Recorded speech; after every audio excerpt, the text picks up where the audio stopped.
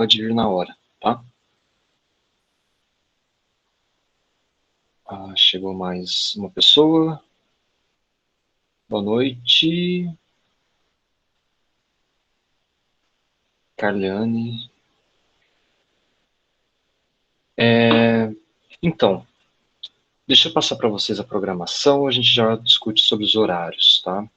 Porque vocês viram que seremos 3 docentes, né? Então, só um minutinho.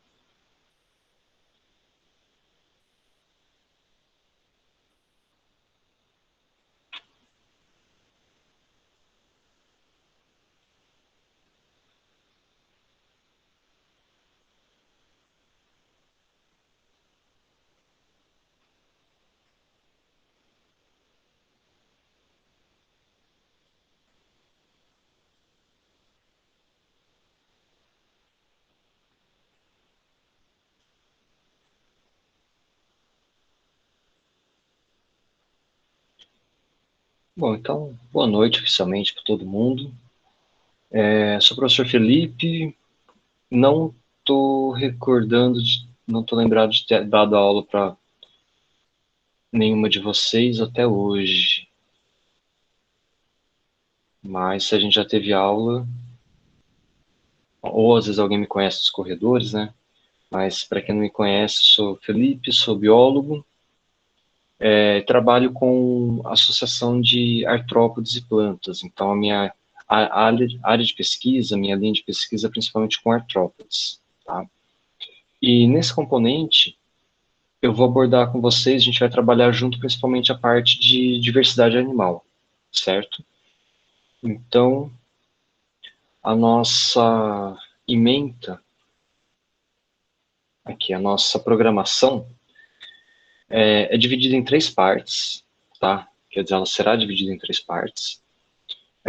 Eu vou ter aula com vocês hoje, eu vou fazer essa apresentação geral do componente, e eu volto só no final do componente depois, tá?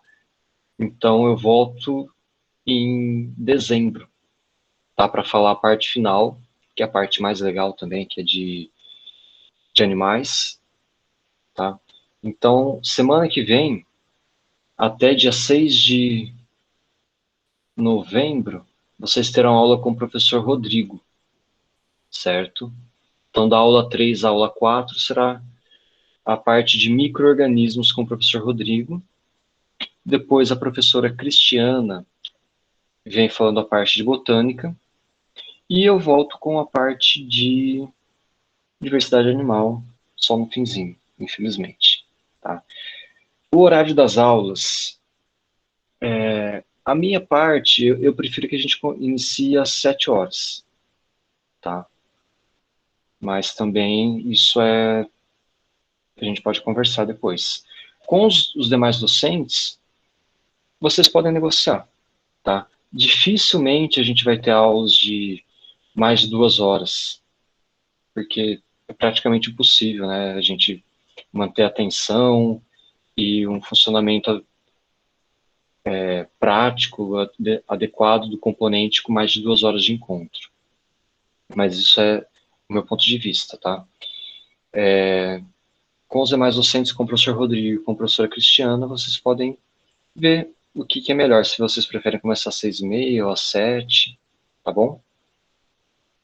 Eu acho que às 7 é um horário ok. Quem trabalha dá tempo de chegar em casa, dar uma organizada nas coisas e conectar para o nosso encontro. É sugestão e eu acredito que todo mundo, o Rodrigo e a Cris também vão trabalhar dessa forma, gravando as aulas e disponibilizando os encontros depois para caso vocês não consigam conectar na hora, tudo bem? Então, de forma geral, nosso componente vai ter 12 encontros. A gente começa hoje com uma abordagem geral, a gente fala método de avaliação, e eu já introduzi alguns conceitos de sistemática e nomenclatura animal. Depois, microbiologia, com parte de bactérias, fungos e protozoários, plantas e bichos. Tá? Não sei se vocês já tiveram contato com os colegas que já cursaram esse componente, mas gente fazia um componente muito prático, né? As minhas aulas, eu dava praticamente todas elas no laboratório, então a gente fazia aula teórico-prática. Infelizmente, a gente vai ter esse prejuízo esse ano, tá?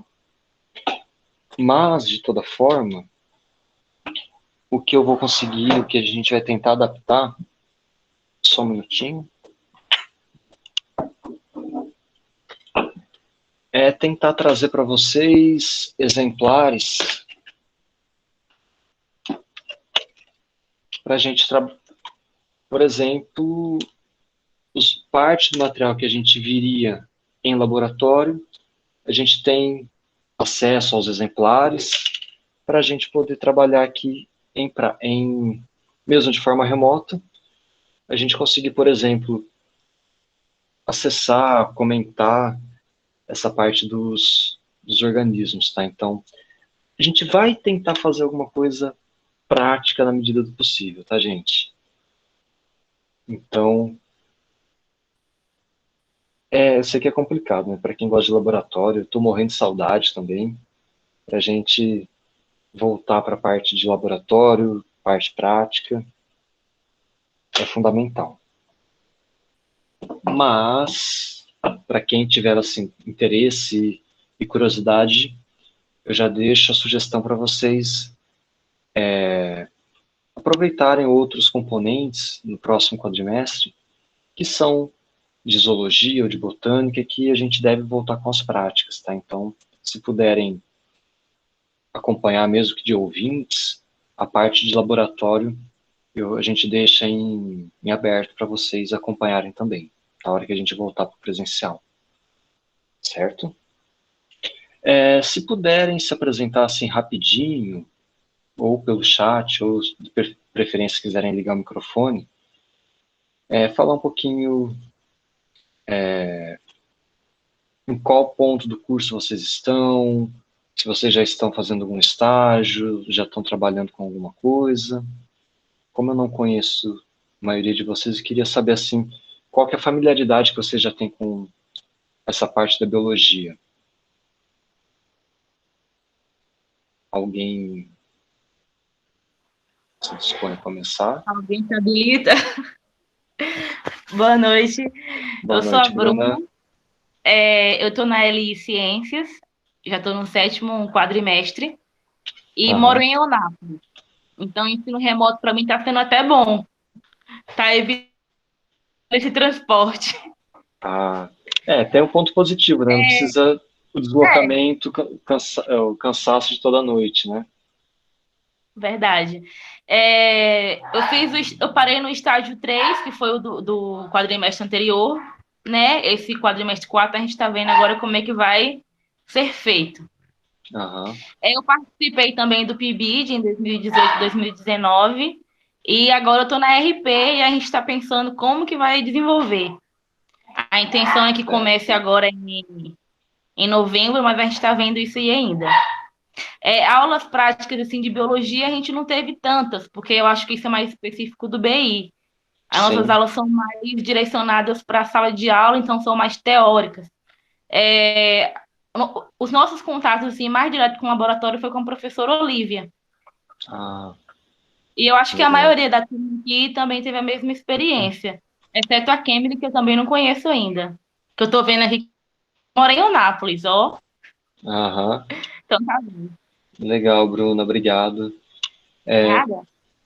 Para quem conectou agora, Fabrício e. Fabrício. Eu tinha pedido para vocês se apresentarem, tá? Então, Carleane, se puder dar um exemplo para a gente.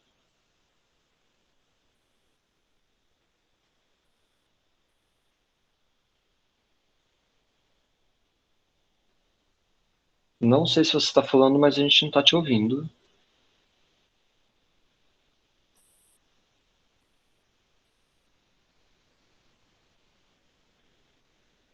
Carleane.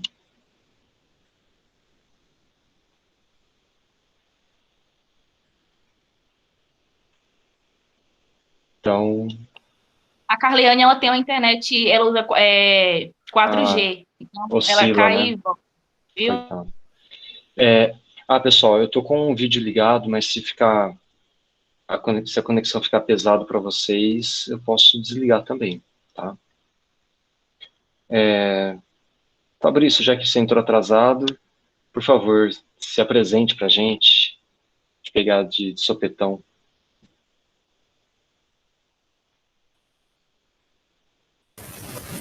Então, boa noite, me chamo Fabrício, sou da Boa noite. licenciatura e é isso.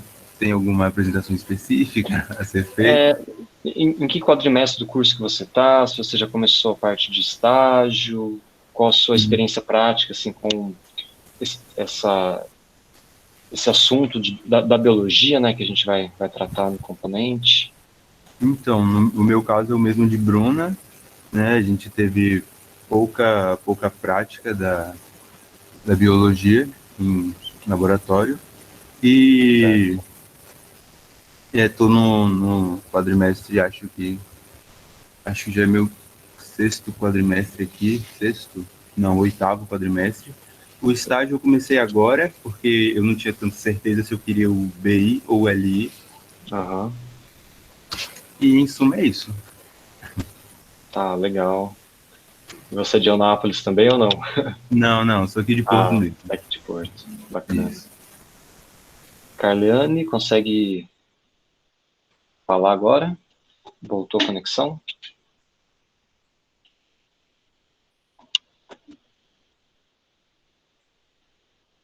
Vocês me ouvem agora? Ouço. Agora sim. Tá. Meu microfone tá com problema, eu acho. Bom, boa noite a todos. Eu acho que é muito do que os meninos já falaram já, a Bruna, o Fabrício. Eu tive pouco contato também, apesar de já estar no meu 10º quadrimestre. Já seguindo, né, a trilha para concluir. Mas eu tive pouco contato também com biologia em laboratório. A gente pegou muito mais teórico.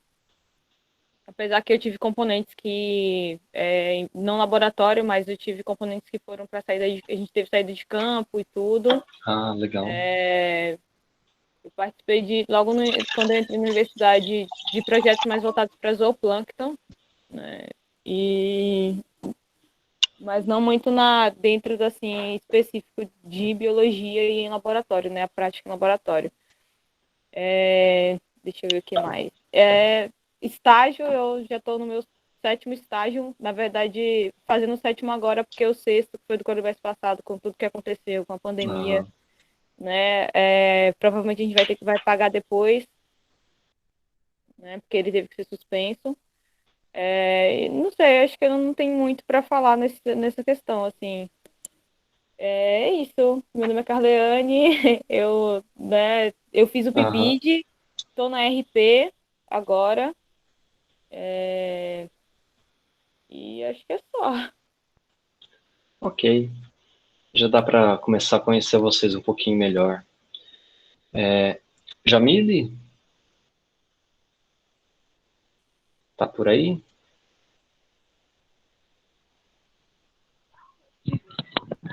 Boa noite. Boa noite. Dá para me ouvir? Tô ouvindo bem. Eu entrei em 2018. Eu queria BI a princípio, mas fui para o LI. Fiz PIBID. O contato que eu tive com biologia, acho que foi participando um pouco tempo do herbário, né? Que quando eu entrei, eu fiz um componente com o professor Jorge. E aí eu fiquei um tempinho no herbário. Só isso, assim, que eu tive de contato com biologia, mas a mesma coisa do pessoal, não tive muito contato com laboratório para biologia. Entendi. Okay. Já fiz estágio também. Ah, bacana. Tô no meu 4º, aí o 3º foi cancelado por causa da pandemia. Entendi. Obrigado. Kemily?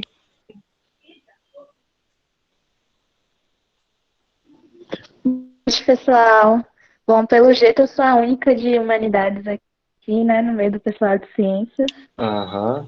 Eu entrei em 2018.2. Peguei o curso para conhecer como cultura complementar. Não tenho nenhum tipo de contato com a biologia. Vai ser um desafio. Ah, vai ser interessante, vai ser bacana. Espero que você não se arrependa, né? Espero que sim. Então, Tomara, né? uma pena que a gente não está podendo realizar em laboratório, né? Porque fica muito mais interessante. Mas Verdade. faz parte.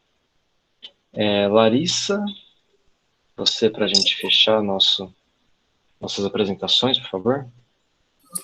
Boa noite. Bom, eu tô na turma com as meninas também, né? Desde a formação geral, com a Bruna. E eu faço ali ciências também, tô no 7º quadrimestre.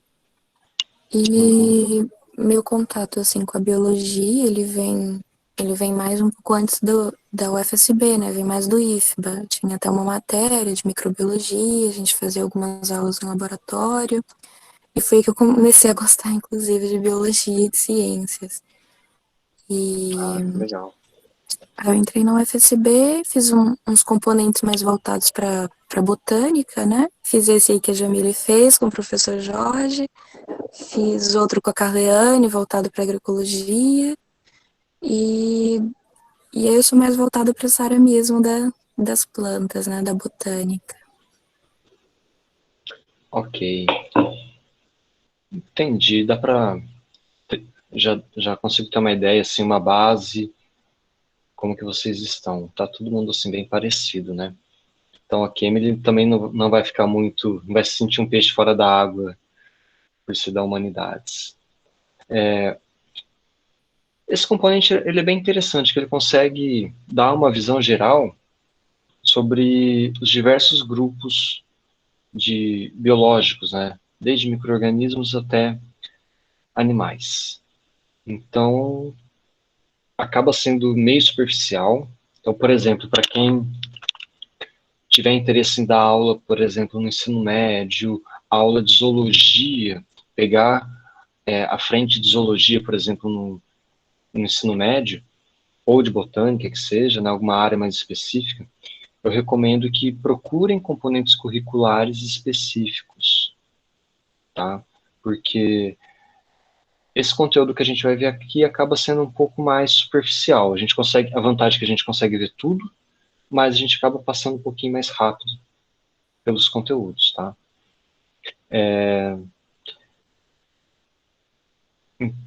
Quem pensa, às vezes, em desenvolver um projeto, um trabalho assim, na área de zoologia, eu estou disponível para a gente conversar, para a gente orientar. Eu tenho bastante interesse em trabalhar com alunos da licenciatura também. Atualmente eu estou orientando, quer dizer, finalizei a orientação de um PI do BEI Ciências e estou orientando uma aluna da biologia também. Mas, de vez em quando aparecem umas bolsas e deixo as portas abertas para vocês, viu, gente? Então, caso tenham interesse em trabalhar com invertebrados, principalmente, ecologia, podem me procurar, tá? Ok.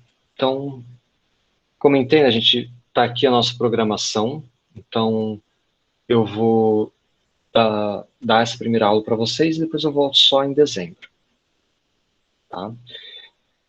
Outro ponto chato de eu ter que voltar no final. A gente teria aula. Ai, tá cortando aqui. Teria 2 aulas. Vocês conseguem ver? Para mim, corta um pouco. A aula até dia 5/2. Não está apresentando a sua tela, não. Ah, não está apresentando?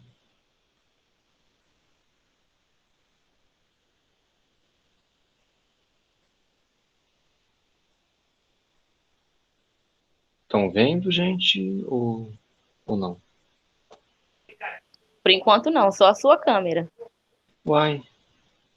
Tá, deixa eu ter que colocar de novo.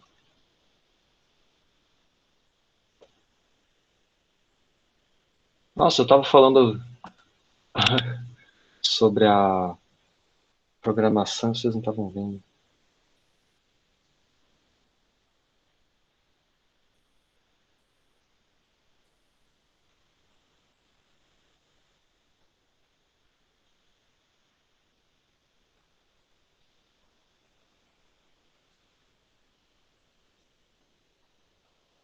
Foi?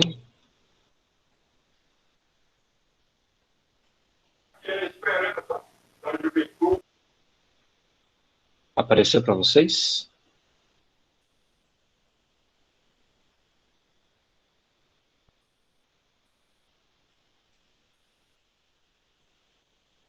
Não?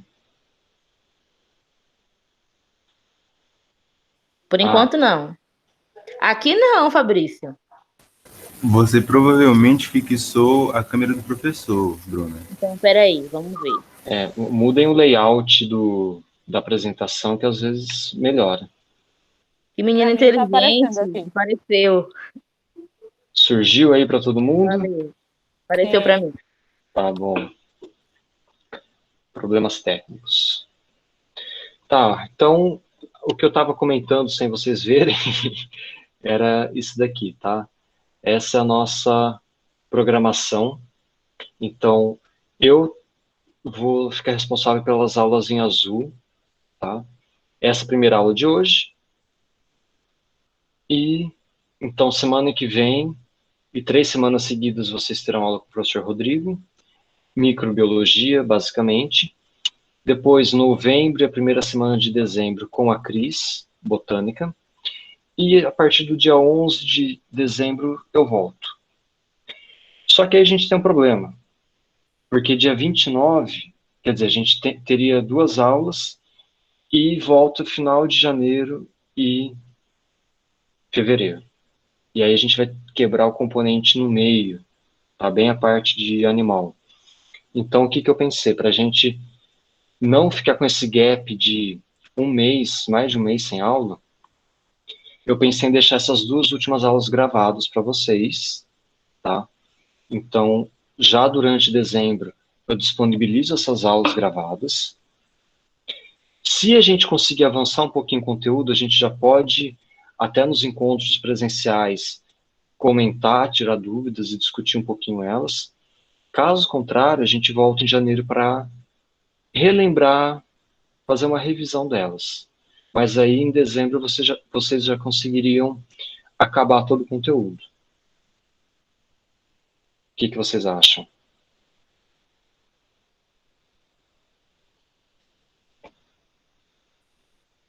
Eu acho que, porque, assim, não sei pelos colegas, mas eu acho que seria uma boa tentar fazer dessa forma. Eu acho que pode dar certo. Porque a gente não vai conseguir os encontros ao vivo, né? Em dezembro, para finalizar todo o conteúdo, mas eu deixaria elas gravadas e disponibilizo no YouTube e no Drive. Então, vocês conseguiriam, nas últimas 2 semanas, por exemplo, assiste a minha aula gravada e a gente tem um encontro. Assiste a aula gravada e tem um encontro e a gente consegue matar o conteúdo já nesse ano, tá? E aí vocês teriam os 2 últimos encontros, a gente pode até fazer uma revisão, tirar dúvida, e vocês entregam o trabalho final, apenas no final do quadrimestre. Pode ser dessa forma? Pode ser. Pra mim tá bom. Beleza. Tá ok. Tá, obrigado. Então, a gente segue dessa forma. Como que a gente vai fazer? Bibliografia básica, todo o material que a gente for compartilhar com vocês, a gente vai colocar numa pasta do Drive, e nessa pasta vão ficar os slides, as gravações, todo o conteúdo que a gente for dando durante as aulas e fora delas, a gente põe numa pasta do Drive e compartilha, tá? Eu, pessoalmente, eu posso colocar no YouTube também, então, para quem achar que é mais prático pelo celular, né, entra no YouTube e assiste a aula. Ou a gravação desse encontro, ou a aula gravada, tá? Então, toda a bibliografia aqui, a gente não vai usar tudo isso, fiquem tranquilos. E eu vou disponibilizar tudo para vocês.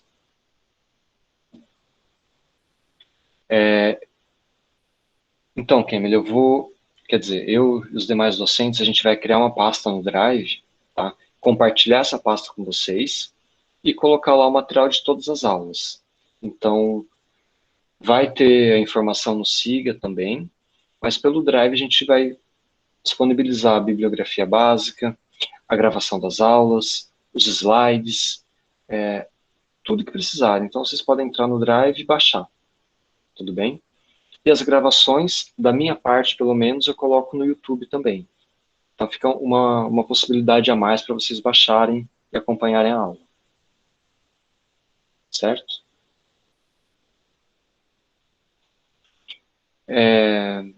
Alguma dúvida por enquanto?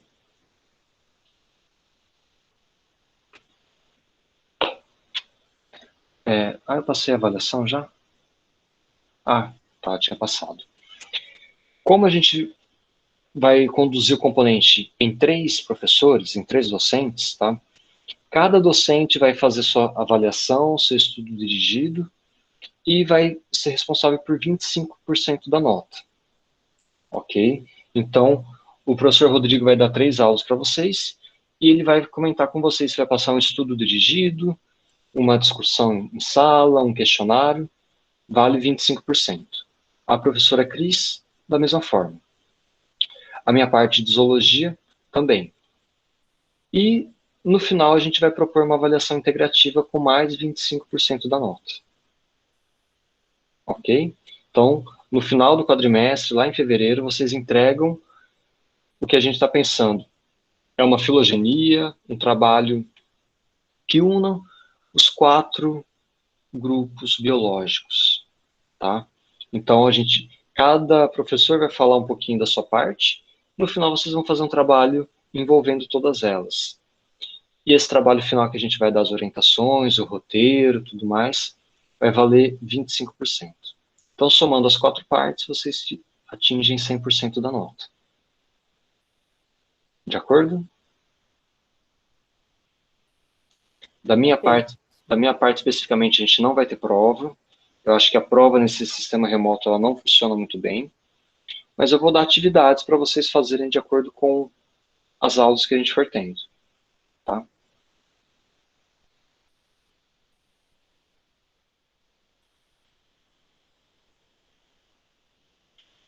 Outra pergunta rapidinho. Todo mundo tem computador? Como que vocês estão acompanhando as aulas? Celular? No momento eu estou pelo celular, porque o meu notebook ele deu um problema. E no caso, se eu conseguir consertá-lo, vou começar a acompanhar pelo notebook novamente. Mas se não, eu vou continuar celular, acompanhando né? pelo celular. Tá. Mais alguém está só com o celular por enquanto? Eu tenho um notebook, mas hoje eu tô pelo celular porque a câmera do meu notebook e o microfone não estão funcionando. Aí ontem e hoje eu tô pelo celular, mas vou tentar corrigir isso até semana que vem. Não, tudo bem. O computador, o notebook vai ser importante a gente saber se vocês têm ou não para desenvolver as atividades. Então, a gente pode programar a atividade. Se a maioria não tiver, ou se for de difícil acesso, a gente repensa a atividade de uma forma mais prática para vocês fazerem. Tá? Então, Carleane, que por enquanto está sem. Fabrício disse que ok. Kemily. Você acompanha pelo celular, mas tem computador, Kemily? Se precisar usar?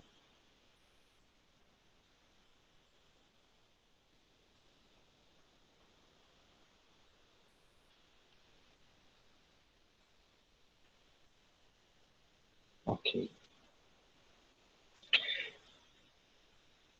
Entendi. Tudo bem, gente. Então, desculpa fazer essas perguntas, a gente atrasar um pouquinho, mas tá falhando para mais alguém? Estão me ouvindo? Ó, eu vou desligar a câmera, então às vezes a conexão fica meio pesada, tá?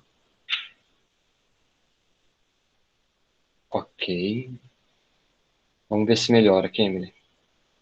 Então, é isso, gente. Para todo mundo tentar para entender em que posição que vocês estão, com os equipamentos, para a gente poder programar o componente que funcione para todo mundo, tá?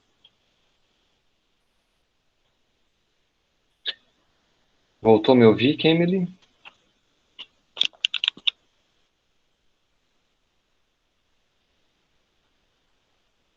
Ok.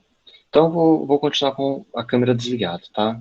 Para não consumir muito os dados de vocês.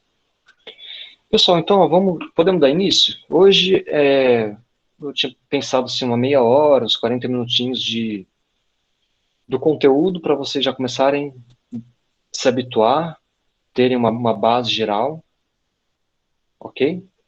Então, para a gente começar a falar um pouquinho sobre diversidade biológica. Hoje não vai ser muito cansativo, não é muito pesado, não. Podem perguntar, abrir microfone, me interromper a qualquer momento, tá? Não se sintam... não tenham vergonha. Tá? Pessoal, então, como que a gente vai começar a estudar a diversidade? Primeiro de tudo, a gente tem que ter ideia como que se dá, como que funcionam algumas regrinhas de nomenclatura biológica, certo? Por exemplo, todo mundo já viu reportagem, já leu um trabalho, um artigo de uma revista, de um jornal, onde aparece lá, o Aedes aegypti é um mosquito da dengue, é o pernilongo da dengue, que transmite várias doenças na região. Para quem começa a entender um pouquinho e prestar atenção, é batata. Sei lá, 50% das vezes o nome da espécie vai estar escrito errado. Tá?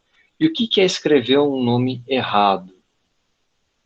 Então, essa diferença básica entre nome científico e nome popular. Né? Esse bichinho daqui todo mundo conhece, famoso mosquitinho da dengue. Né? Então, nome popular, mosquito da dengue, pernilongo. Tá? Esse outro bichinho bonitinho aqui, nome popular, rato. Agora, nome científico. Quais as diferenças de um nome científico para o nome popular? Alguém se arrisca?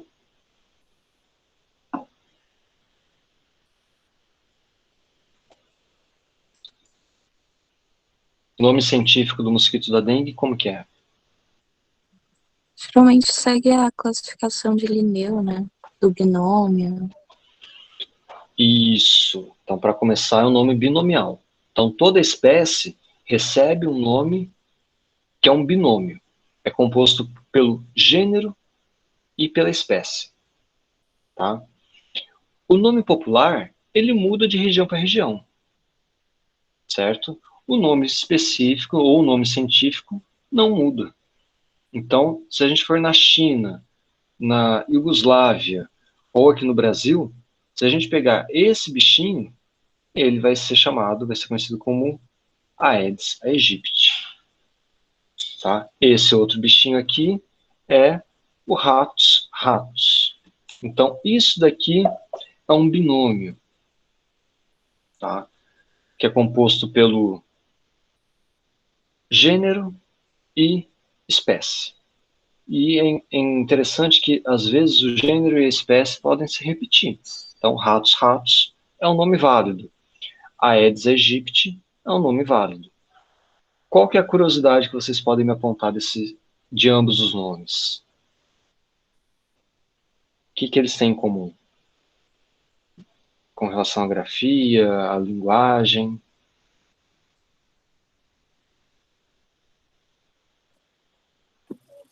Escrita em latim, né? E itálico. Isso. Acho que deveria ser em negrito também, se eu não me engano. Então, vamos lá. 2 pontos importantes. É itálico. Então, o nome científico, não necessariamente ele tem que ser itálico, mas ele tem que ser destacado do restante do texto. Tá? Por exemplo, na letra discursiva, se vocês estiverem escrevendo o nome científico à mão, como que a gente vai diferenciar um itálico discursivo de um itálico ou de uma letra normal? Às vezes a minha letra normalmente é mais tombadinha do que a de vocês, tá? Então, quando a gente faz à mão, né, cursivo, a gente sublinha.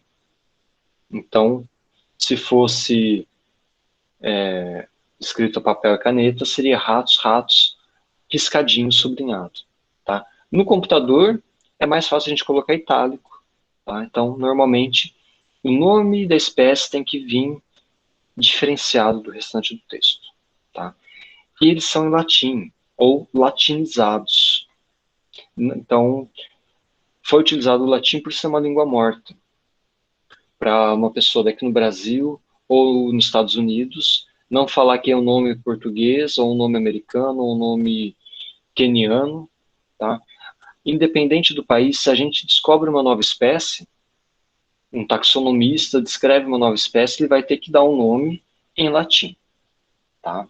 Ou um nome latinizado. Então, pensar, por exemplo, Bahia, vamos supor que a gente descobriu uma nova espécie do gênero Ratos aqui na Bahia, e a gente quer homenagear o estado. Eu posso chamar de ratos baienses, tá? O gênero permanece ratos, a espécie baienses, ou amazonenses, tá? É como se a gente estivesse latinizando o nome. Tudo bem? Outro ponto importante, maiúsculo. Qual termo que vocês estão vendo em maiúsculo? Os dois?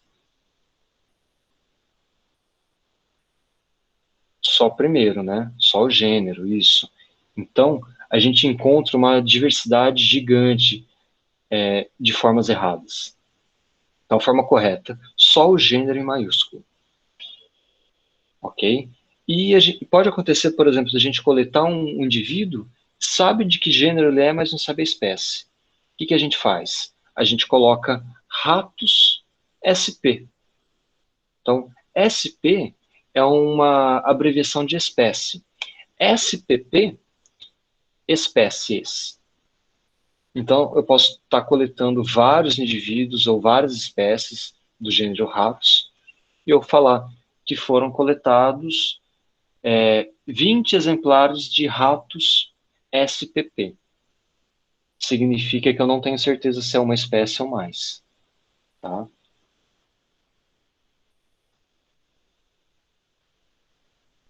Essas questões já estavam claras para vocês? A Larissa, que fez o estágio na botânica, já conhecia um pouco mais, né? Já acaba tendo contato com o herbário.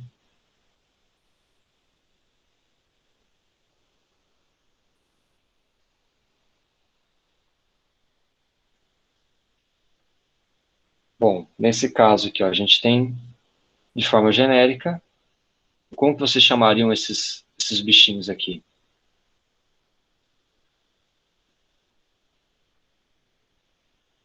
Popularmente, a gente falaria...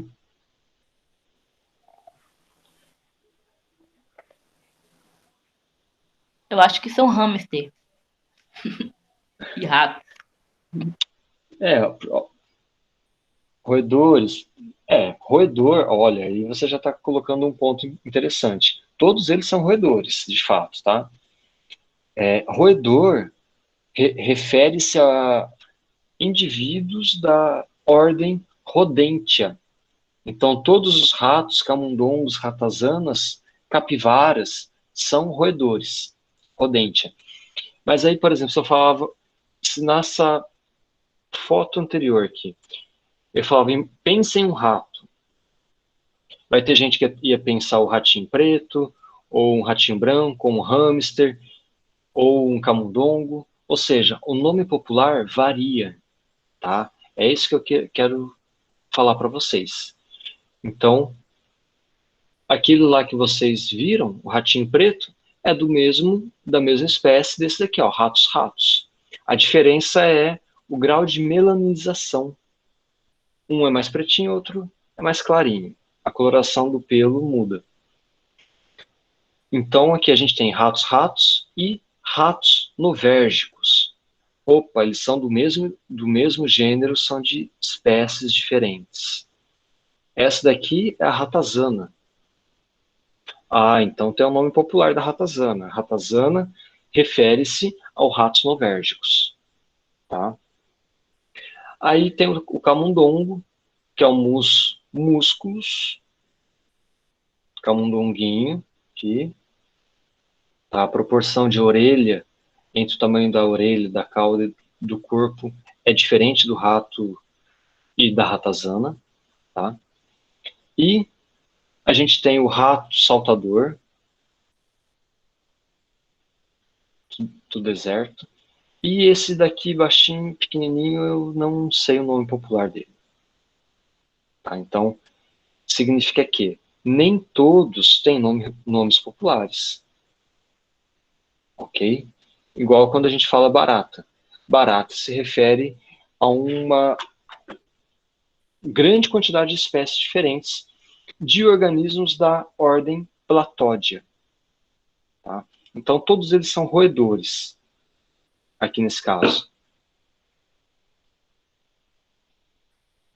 Então, os roedores e essa hierarquia de classificação, elas seguem o Código Internacional de Nomenclatura Zoológica, o ICZN. Tá? Para bactérias, é seguido o ICNB. E para algas, plantas e fungos, ICN. Ou seja, para cada grupo tem uma ordem, algumas regrinhas básicas de nomenclatura. Tá? Vocês já se imaginaram dando nome para uma espécie? Se vocês encontrassem uma espécie nova, que vocês dariam de nome? Planta ou animal? O que você já pensou, Larissa?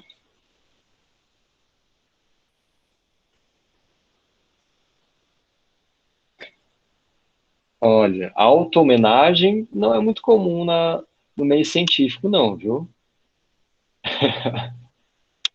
Mas você poderia homenagear talvez uma pessoa importante, uma pesquisadora da área, tá? O local que você coletou essa planta ou esse bicho. Sim, tem algumas orquídeas, até animais mesmo, tá? Não é nada... você está falando isso porque é uma orquídea, né? Se fosse um cacto feinho, queria só ver se você ia fazer uma auto-homenagem. Por experiência própria, eu já fiz a descrição de algumas espécies de artrópodes, tá? Durante meu doutorado, eu trabalhei com ácaros associados à seringueira. Então, ácaros, aqueles bichinhos pequenininhos que vocês conhecem por dar alergia de colchão, né? Só que tem uma diversidade muito grande deles que ocorre associados a plantas e no solo, tá? Então, no meu doutorado, eu trabalhei com ácaros em seringueira. Eu fui fazer coletas de seringueira pela Amazônia e pelo Acre, por Rondônia, por toda aquela região lá.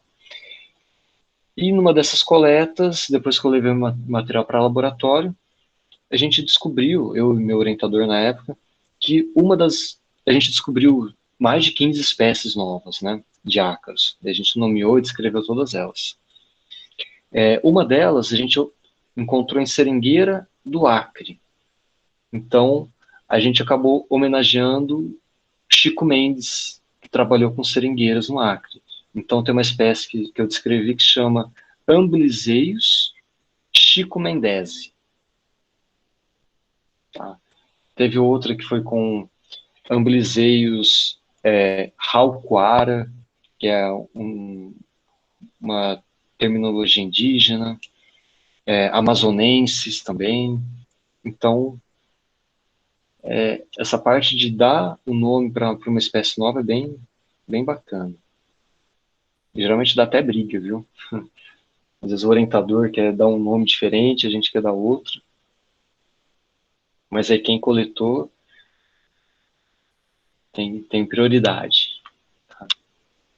Bom, fechar parênteses. Essas ideias seguem a classificação de Linneu. O Linneu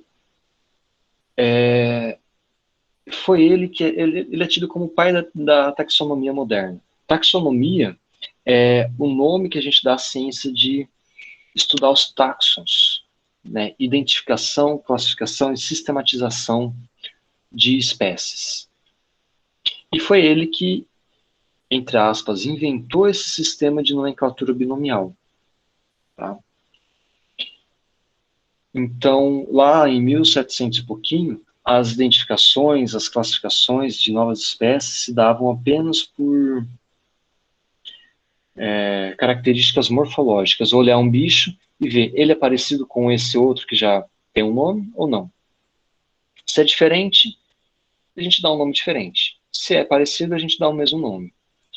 E isso acaba levando a uma certa complicação, né? Porque vocês viram, por exemplo, ratos têm exemplares de uma mesma espécie que são melanizados, têm uma pelagem escura, outros são mais clarinhos, e isso ocorre entre plantas, fungos, bactérias, ou seja, todos os seres vivos. Tem diferenças que são populacionais, certo? Então, para a gente diferenciar uma espécie da outra, atualmente usa-se outros critérios, além da morfologia. Tá? Por exemplo, se geram descendentes férteis. Então, se dois indivíduos geram um descendente fértil, teoricamente eles são da mesma espécie. Pessoal, estou indo muito rápido. Eita. Tem um fone de ouvido aí, Bruno?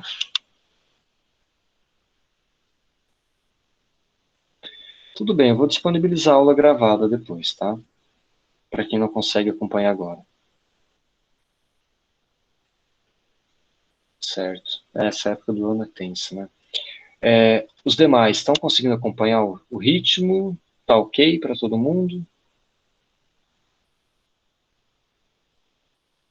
Beleza, vão dando feedback, vão falando, tá? Não se preocupem em copiar slide, eu vou disponibilizar tudo para vocês também. E vão me perguntando novamente, tá? Então, tudo aquilo que eu já falei para vocês está resumindo aqui, ó. Os códigos de botânica e zoologia são independentes, então às vezes a gente até encontra uma planta com o mesmo gênero de um animal, certo? Mas o binômio não pode ser igual. Um táxon só pode ter um nome correto, então um nome científico correto. Os nomes genéricos são únicos dentro do código, o nome do gênero. Os nomes científicos são escritos em latim ou latinizado e seguem a gramática do latim. Então, se o gênero é masculino, a espécie tem que ser masculino. O mesmo para singular e plural. Então, tem que concordar em masculino e feminino, em gênero e grau. Por exemplo, tem uma espécie de ácaro que o gênero é Lohria. Tem uns nomes bem engraçados, tá? Vocês vão... Vou dando esses exemplos que são mais do meu conhecimento, assim, vem mais fácil na memória. Então, o gênero é Lohria. Esse gênero é feminino. Então, o binômio, o nome específico, deve concordar com o gênero. Por exemplo, eu não poderia dar o nome Lohria Chico Mendes. Eu teria que adaptar o Chico Mendes para feminino. Certo? Seria uma Chica Mendesia, alguma coisa desse tipo assim. Tudo bem? E vocês não sabem o que a gente encontra de erros em publicações científicas. Então, eu estava falando de jornais e revistas, gente entra num site do G1, por exemplo, da Folha, a gente vê uma enormidade de erros. Mas isso acontece também em publicação científica. Tá? Ou seja, se policiem para quando vocês forem escrever o nome de uma espécie, escrever da forma correta. Quando estiverem dando aula, para passar isso da forma correta para os seus alunos também. E também, a hora que se você for entregar um estudo dirigido, um relatório ou a prova, eu vou cobrar a forma correta. Tudo bem?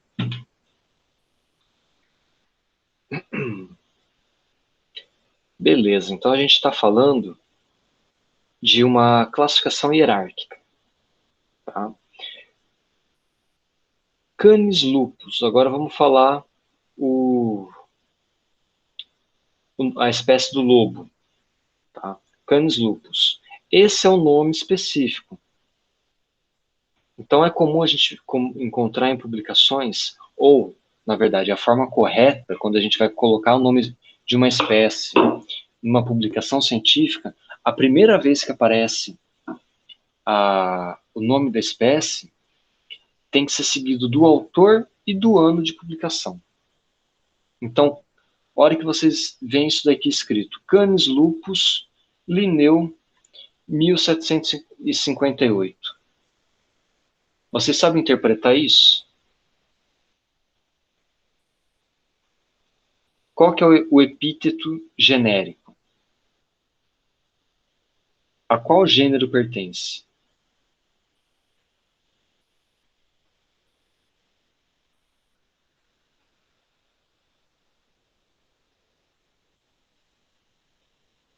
Gênero? Alguém?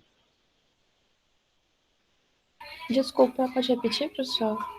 Pergunta? Tá. Aqui, Canis lupus, Linneu, 1758. A qual gênero pertence isso daqui? Essa informação. Ao gênero Canis. Qual que é o epíteto específico? Então, Canis é o epíteto genérico. Lupus, epíteto específico. Tá? Por exemplo, Canis familiaris é o cão doméstico. Canis lupus é o lobo. Linneu, 1758. Linneu é o autor da espécie. É quem pela primeira vez descreveu. 1758 é o ano. Tá? Vamos lá. Aqui, ó, a gente tem a onça-pintada. A onça-pintada pertence à espécie Panthera pardus. Ah, desculpa, não é onça-pintada, é o leopardo. A onça-pintada é Panthera onca. Tá? Então, Panthera pardus, leopardo. A hora que eu falo espécie, vocês não podem responder só pardos. Tá? A espécie é Panthera pardus. Tudo bem? O epíteto específico é pardus e o epíteto genérico é Panthera. Ou seja, o gênero Panthera, a família Felidae, ou seja, é da família dos felinos.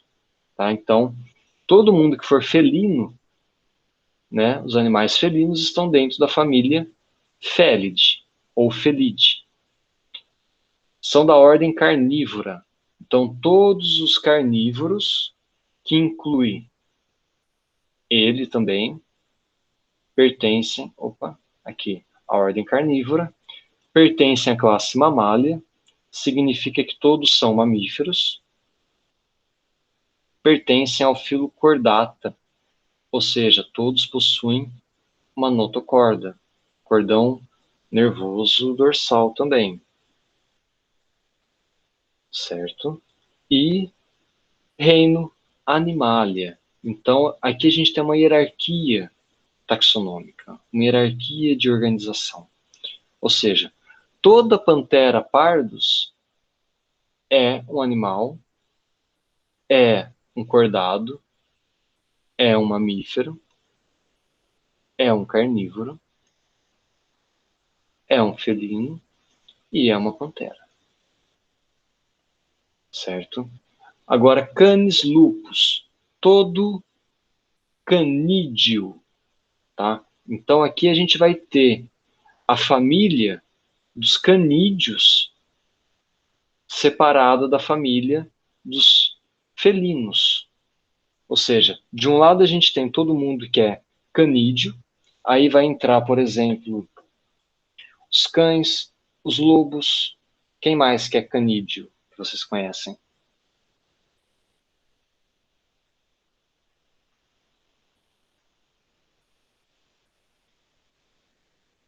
O lobo-guará, hienas. Jaguatirica é um felino. Então, tá na família dos felídeos. Raposa é um canídeo. Boa. Ok. E aí a gente pode ir pesquisando, tá? Mas cachorro do mato, tem outras diversas espécies, o mão pelada, são todos canídeos. E aí a gente tem essa distinção das duas famílias. E tem uma outra família aqui dentro, da ordem carnívora, que é a família dos urcídeos, que são os ursos. Tá? Então, a gente lê, ou a gente escreve, melhor dizendo, Felidae, ou Canidae, tipo Canide, é a família dos canídeos, tá? Essa família aqui a gente lê Canide. Aqui, dos felinos, a gente lê Felidae. Então, sempre que a gente encontra terminando em D-A-E, é uma representação de família. D-A-E. Tudo bem? Encontrou? Terminando. D-A-E, família. Subfamília, N-A-E. Muita informação, né, gente? Não precisam decorar isso, mas são algumas informações, assim, interessantes que a hora que a gente lê, a gente começa a associar a que grupo pertence. Isso é bem comum para quem trabalha com botânica, com zoologia. A gente acaba soando bem natural. A gente lê e saber é uma família, é uma ordem, tá? Ah, outra coisa. Quem daqui que está marcado em itálico?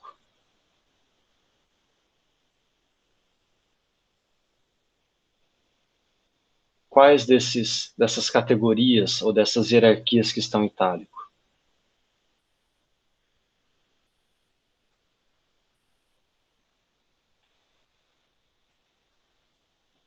Gênero e espécie. Isso, tá? Família não é escrita em itálico, tá? Família termina em DAE e a primeira letra em maiúsculo. Tudo bem? Não aparece em itálico.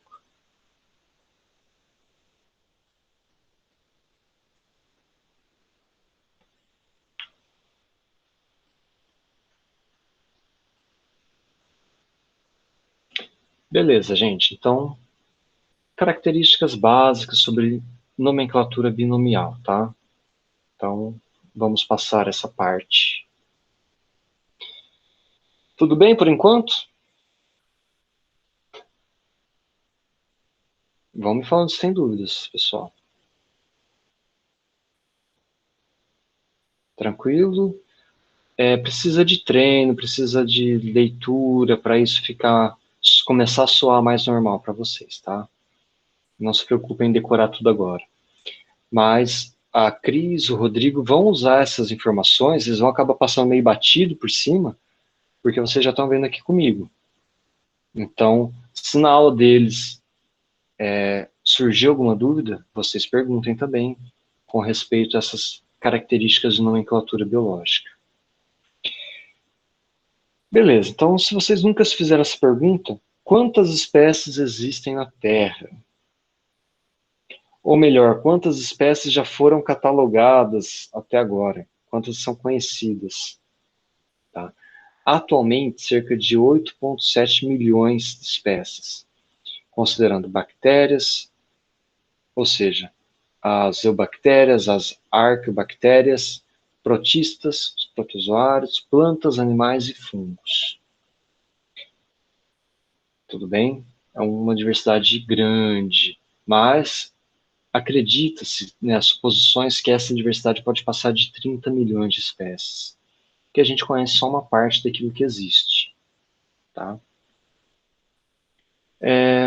Árvore filogenética, então. A divisão hierárquica, né? A gente vai estar falando de domínios. Vamos voltar lá, ó. A gente está aqui na base. Domínio, tá? Existem 3 domínios: eucária, bactéria e arquea. Então, toda a diversidade de vida a partir desses 3 domínios. Tudo bem? Depois desses domínios, a gente vai para... Opa, desculpem. Reino. Então, os animais, ou animalia, representam um reino. Lembram dos outros reinos?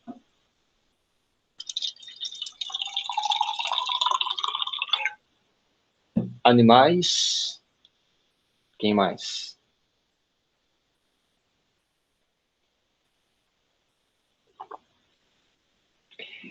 Reino Monera, essa terminologia já não é muito usada, tá? Porque Monera reunia bactérias. As bactérias são divididas em 2 grupos diferentes, as arqueo e as eubactérias. Então, Reino Monera não é um reino válido atualmente. A gente pode falar o reino eubactéria e arqueo. Tá? Então, às vezes vocês ouviram falar lá no ensino médio 5 reinos. Atualmente a gente considera 6. Tem autores que propõem até 7. Tá? Então a gente vai começar a falar desses probleminhas de incongruências. Ok?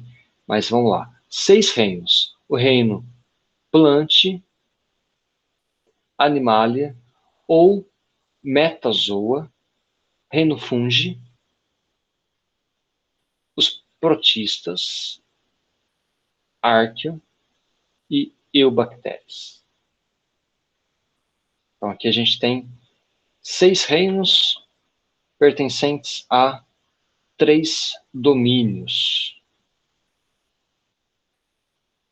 Ok? Domínio bactéria, arquea e eucária. Ou seja, dentro de eucária tem os reinos Animalia, planta, protista e fungi. Tá? Então, todo mundo aqui, ó, vamos mudar a cor, representa o domínio eucária. Eucária vem de quê? Por que todos eles são chamados ou pertencem ao domínio eucária?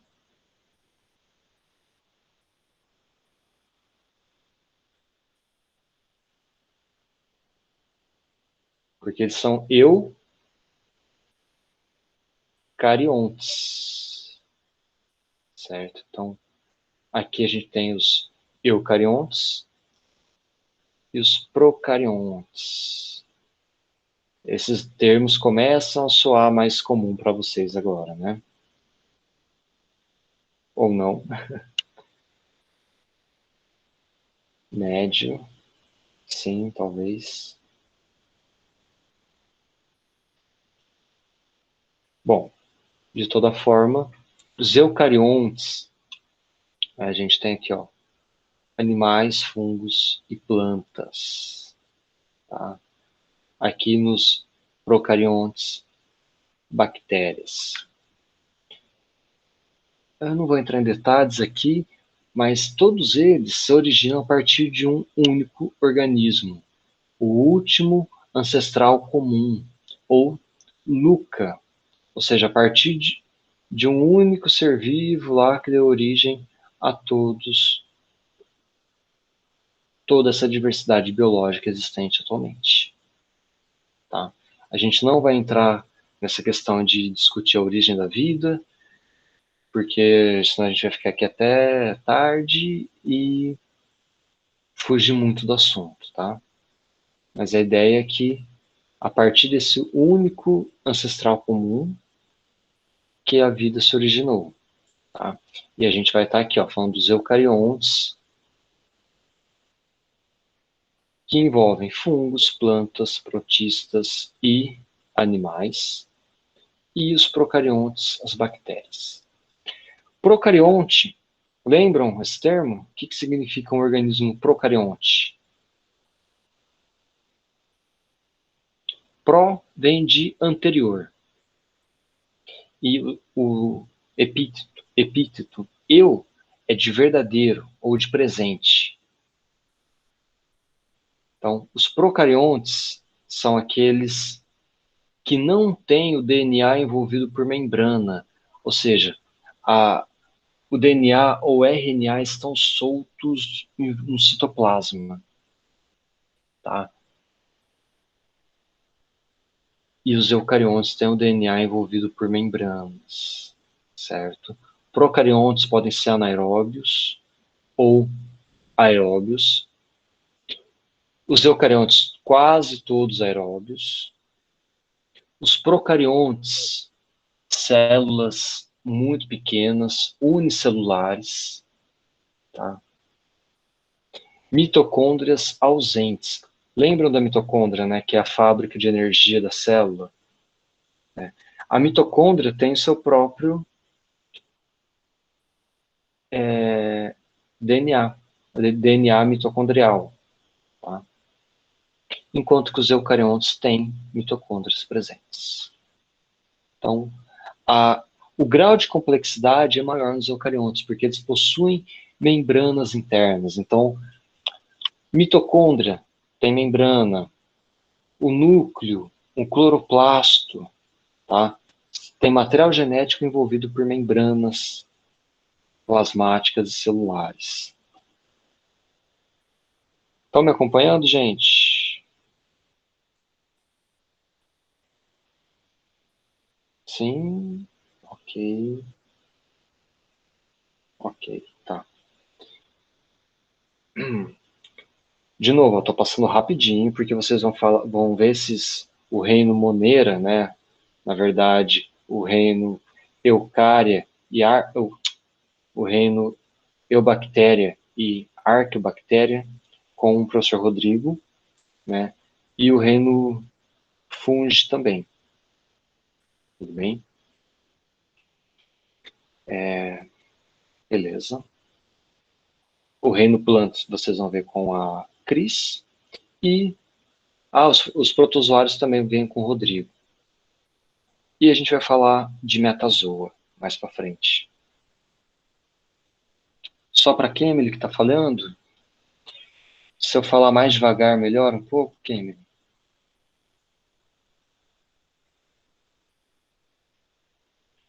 Nossa aula está quase acabando, tá?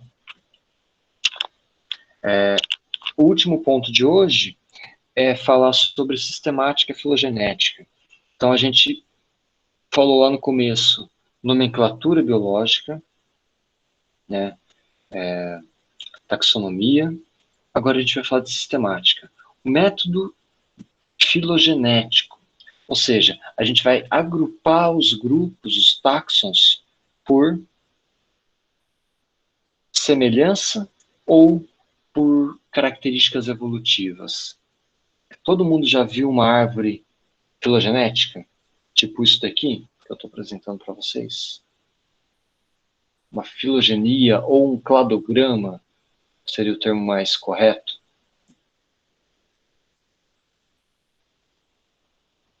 Isso aqui é um cladograma. O que significa, por exemplo, esses dois táxons, tá?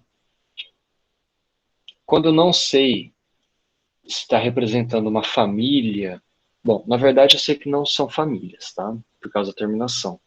Mas eu não sei falar se são ordens, se são gêneros, se são... O que que é? Provavelmente são gêneros de plantas, certo? O que significa, por exemplo, esse nome aqui, que eu não faço ideia do que seja, Piptocarpa e a Elianthus estarem próximas aqui? Significa o quê? Que elas são parecidas? Elas são semelhantes? Elas são o quê?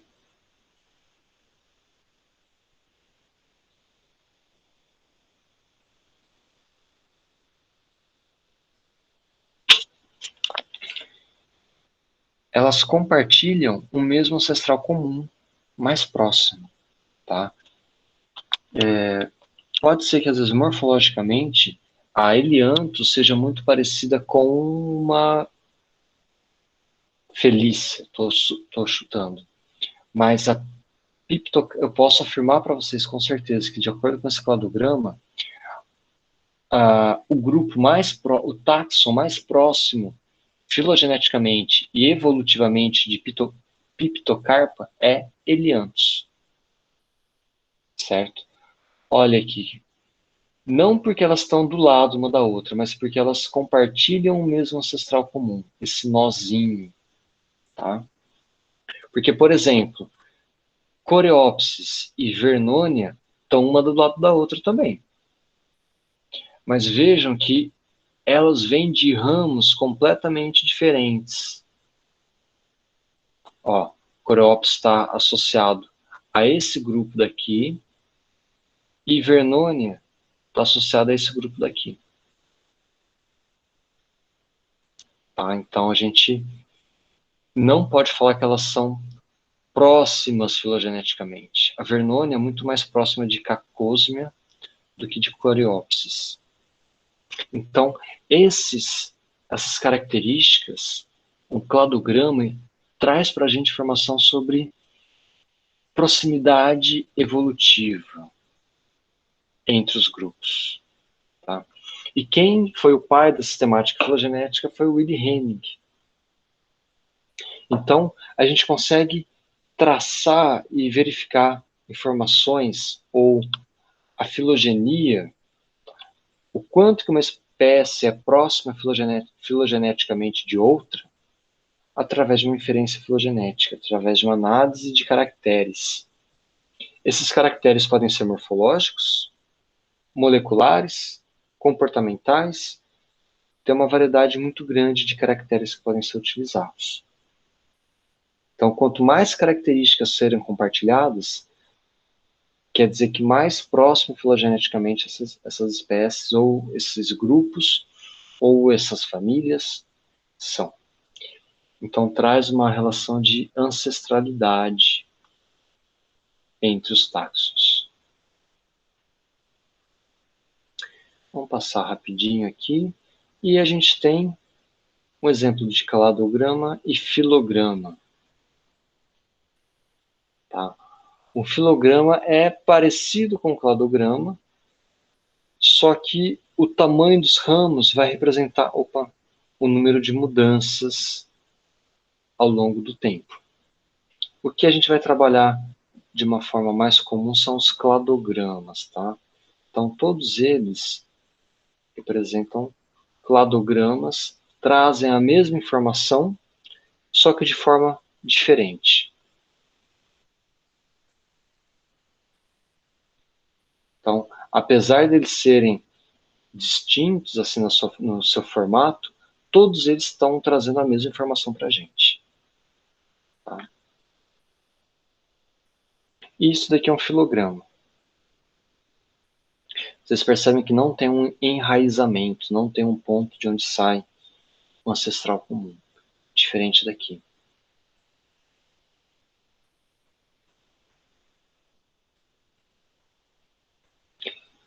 E aí, para a gente entender um pouco melhor essas definições que estou falando para vocês, tá? Aqui será um exemplo de um cladograma genérico. Então, cada ponto final, aqui, cada táxon, eu chamo de táxon terminal. Então, isso daqui é um táxon terminal. Aqui também, aqui também, aqui também, tá? Isso daqui é um táxon terminal, terminal, terminal.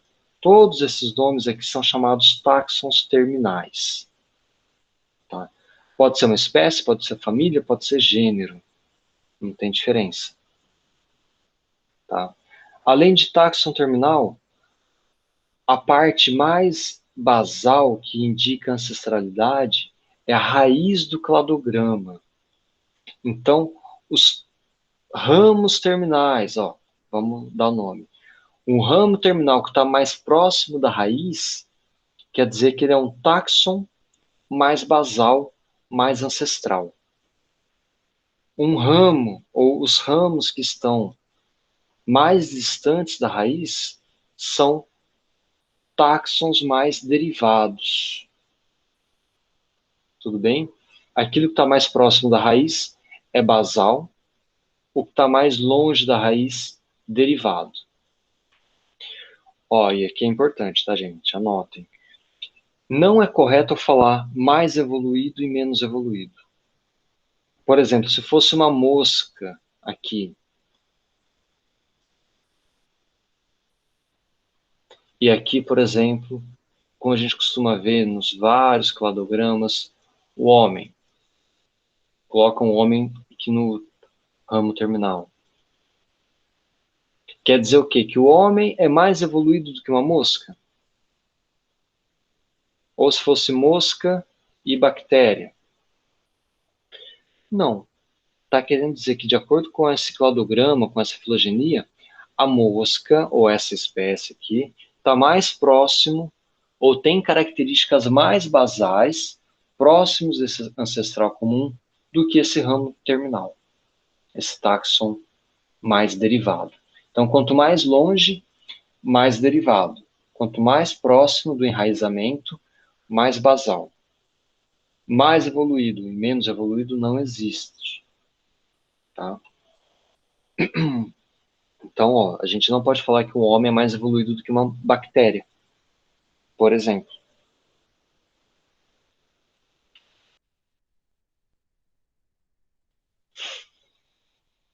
A espécie humana, a gente pode falar que é mais derivado, tem características mais derivadas do que uma bactéria. Mas uma bactéria pode ser tão evoluída quanto o ser humano, no sentido de que ela está bem adaptada às condições ambientais atuais. Certo? Assim como a mosca, assim como uma gramínea, assim como uma abelha. Se esses táxons, se esses grupos viventes existem hoje em dia, todos eles são bem evoluídos. Tá? A gente não pode falar mais evoluído e menos evoluído. Certo? Então a gente falou, ó, aqui a gente tem a raiz, aqui a gente tem o táxon terminal ou ramo terminal, e onde o ramo terminal se liga é chamado nó. Aqui a gente tem um nó, outro nó, outro nó. Cada nó desse significa ou representa um evento de cladogênese, um evento de diversificação ou especiação. Quer dizer que surgiu uma espécie nova aqui, em cada vizinho desse. Tudo bem?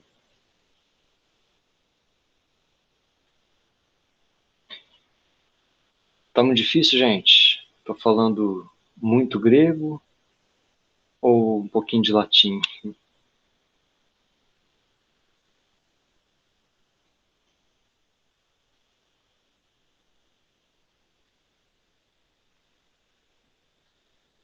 Tá meio grego só?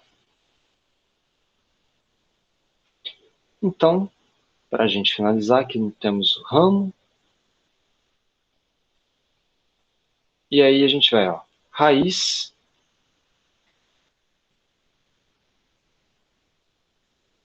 a base, os nós, onde cada ramo está conectado, os ramos e táxons terminais.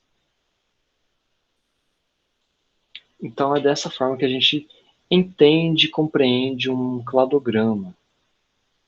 Tá? Comecem a lembrar desses nomes, é importante. Porque eu posso perguntar, por exemplo, entre esses táxons, quem é grupo irmão de quem? Grupo irmão é aquele que está mais próximo evolutivamente, ou quem compartilha um ancestral comum mais próximo. Quem que é grupo irmão de A, nesse exemplo?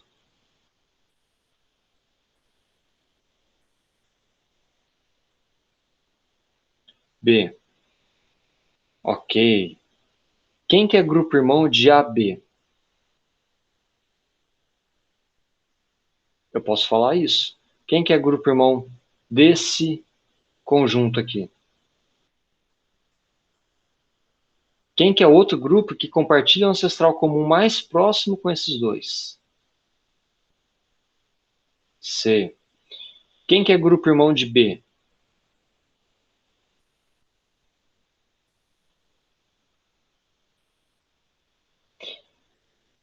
Isso, beleza. Se A é grupo irmão de B, B é grupo irmão de A. E aí, C é grupo irmão de D. Ok?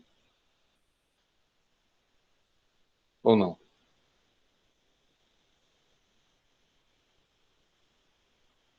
Tudo bem? C, grupo irmão de D. Tá? A, B e C são grupo irmão de D também. Tudo bem? Aqui tem novamente explicando com detalhe, tá?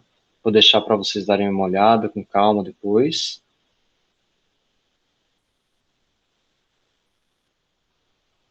Os ancestrais, certo? Então, a partir daqui, ó, a gente consegue ver. Opa. Tá.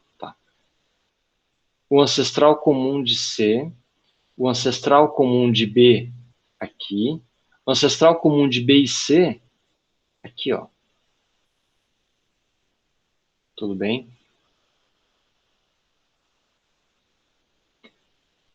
E aí a gente vai para uma outra característica.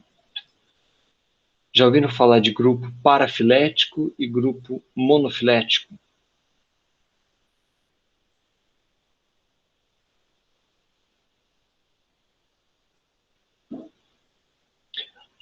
Um grupo monofilético é quando eu pego todos os descendentes a partir de um mesmo ancestral comum. Tá? Então, o que eu estou chamando aqui de clado seria grupo monofilético. Ou seja, eu não estou excluindo ninguém daí do meio. Tá? Então, ó, aí vocês vão ter que ver a partir de cada nó. Se eu pego aqui, ó, vou falar esse clado. Isso aqui é um grupo monofilético também, tá? Porque eu peguei todo mundo a partir desse ponto. Se eu pegar todo mundo a partir desse ponto, todo mundo que eu digo, os táxons terminais, tá? Eu tenho um clado, eu tenho um grupo monofilético. Agora, ó, se eu pegar aqui, isso daqui não é um grupo monofilético. Aqui é onde está indicado em vermelhinho, tá? Por quê? Porque eu não estou pegando todo mundo a partir do mesmo ancestral comum. Eu teria um grupo monofilético se eu fizesse isso. Ou, para eu incluir esses três aqui, ó, esse E esse eu precisaria pegar de vermelho aqui. Aí seria um grupo monofilético. Essas separações que eu estou fazendo classificações artificiais. Eu estou montando grupos parafiléticos e polifiléticos. Tá?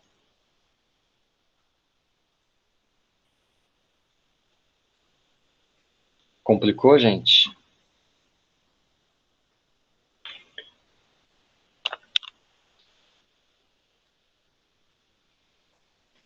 Por isso que, por exemplo, a hora que eu falo o termo invertebrado, invertebrado não é um grupo, não é um clado verdadeiro, não é um grupo monofilético. Por quê? Quando eu falo invertebrado, eu estou pegando todo mundo que não tem o quê? Coluna vertebral. Certo?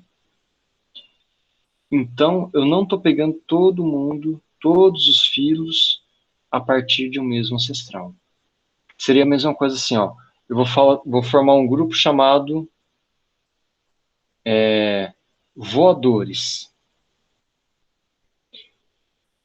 Nesse grupo de voadores, eu vou colocar ave, morcego e inseto. Pensa nesses três grupos. Eu vou falar que eles são mais próximos evolutivamente porque eles voam. Ave, morcego, inseto. O morcego, ele é mais próximo filogeneticamente de outro mamífero, por exemplo, de um rato ou de uma ave.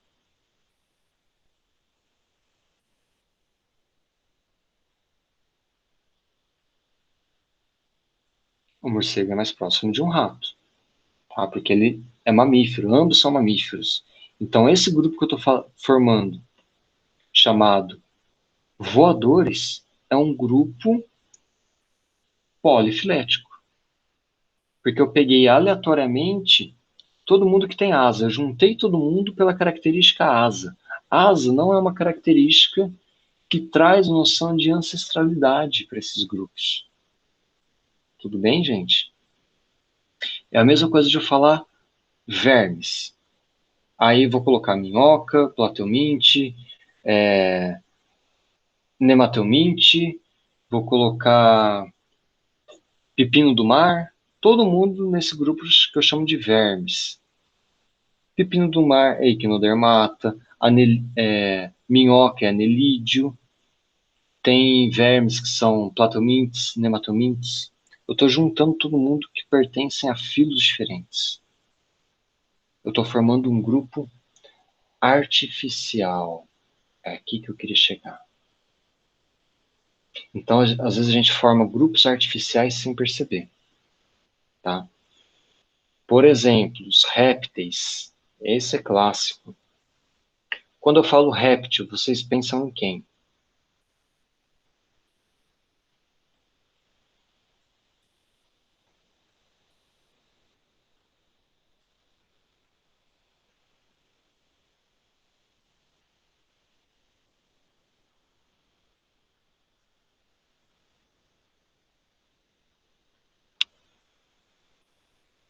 Cobras, então, serpentes, lagartos, crocodilos, tartarugas.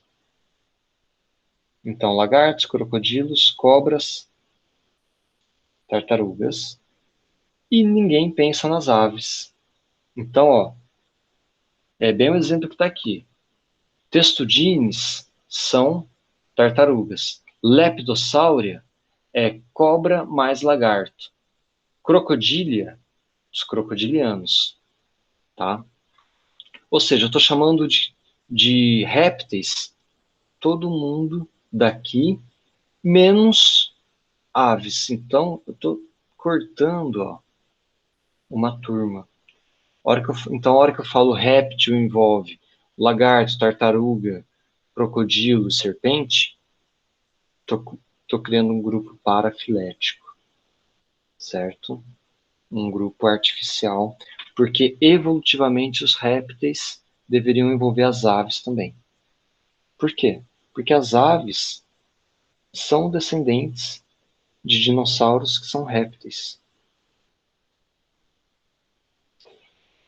Ok, vou parar de viagem, mas a ideia é essa, tá, gente? Um grupo artificial é um grupo que eu formo, que eu uno ramos terminais por uma característica aleatória ou uma característica que eu estou excluindo alguém. Tá? Esse exemplo dos animais voadores, pode ser, dos répteis, dos vermes, certo? Micróbios também. Quem que é micróbio? Micróbio não existe. Tá? A gente tem o grupo das bactérias, vírus, protozoários. A gente junta todo mundo como micróbio, tá? Não é um termo biologicamente correto. Então, eu vou deixar como tarefa para vocês analisarem esses cladogramas, certo? Então, eu já vou colocar no SIGA um roteirinho para vocês me dizerem, por exemplo, quantos ramos terminais tem em cada cladograma, quantos nós, quantos grupos monofiléticos, quantos grupos parafiléticos, tá? Quem é grupo irmão de quem?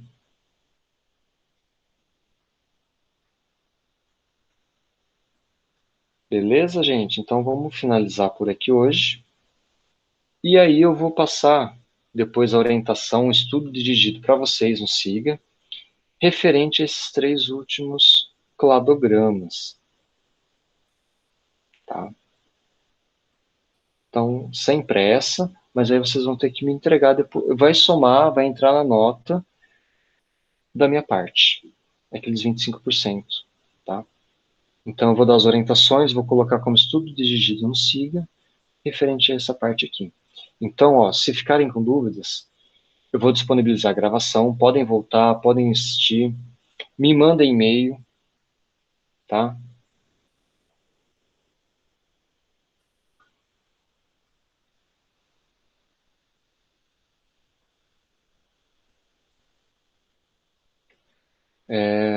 Hoje foi um pouquinho mais alongado do que o normal a aula, né? A gente ficou lá uns 40, 50 minutos quase falando do método de avaliação. Então, as nossas aulas, as demais, não serão assim mais longas, mas por conta da apresentação, dessa discussão inicial, a gente acabou alongando um pouquinho, tá? E aí, pessoal, dúvidas para hoje? Muita informação?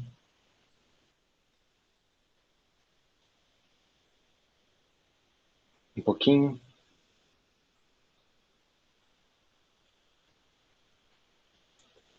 Tranquilidade? Que bom.